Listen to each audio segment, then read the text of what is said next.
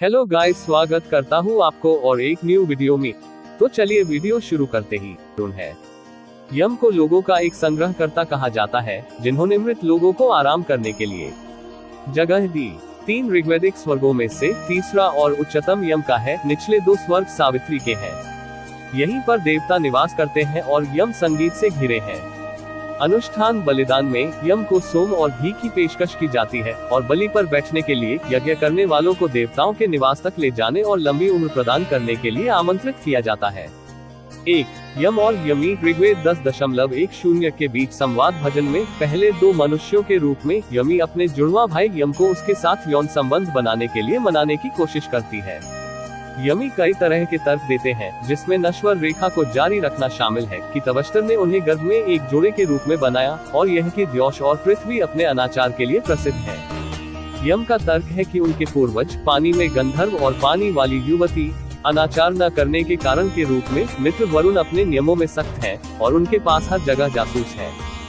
भजन के अंत तक यमी निराश हो जाते हैं, लेकिन यम अपने रुख पर अडिग रहते हैं। हालांकि ऋग्वेद 10.1-3.4 द्वारा यम के बारे में कहा जाता है कि उन्होंने संतान छोड़ने के लिए चुना है, लेकिन यम का उल्लेख नहीं किया गया है। 3.1 वैदिक साहित्य में कहा गया है कि यम पहले नश्वर हैं और उन्होंने मरने के लिए चुना और फिर दूसरी दुनिया के लिए एक रास्ता बनाने के लिए आगे बढ़े, जहां मृतक पैतृक पिता रहते हैं। मरने वाले पहले व्यक्ति होने के कारण उन्हें मृतकों का प्रमुख, बसने वालों का स्वामी और एक पिता माना जाता है।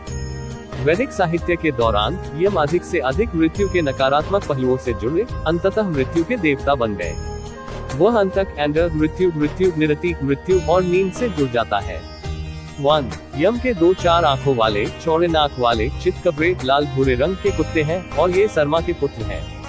1.4 हालांकि अथर्ववेद में एक कुत्ते की लगाम लगाई गई है और दूसरे में अंधेरा है।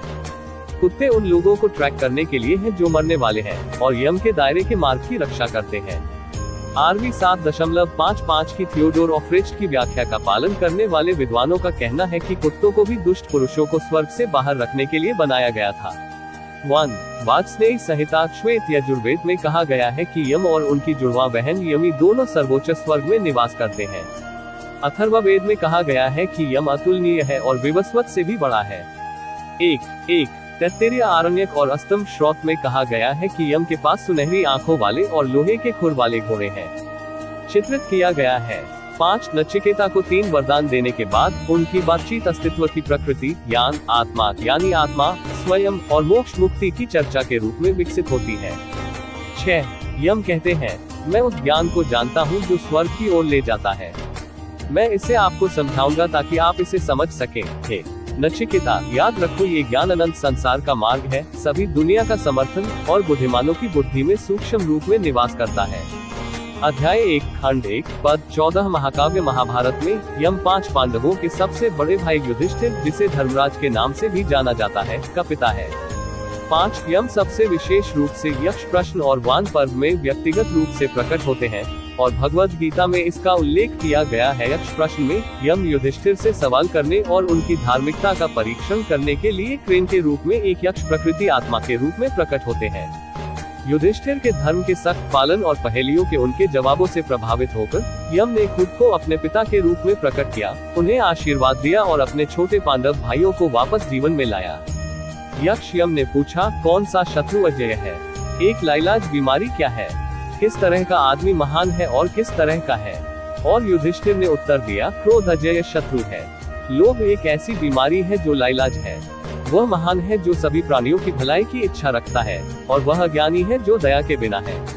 गाइस, वीडियो अच्छा लगे तो लाइक करके चैनल को सब्सक्राइब कर देना। गाइस, मिलते हैं और एक न्यू वीडियो में। बाय।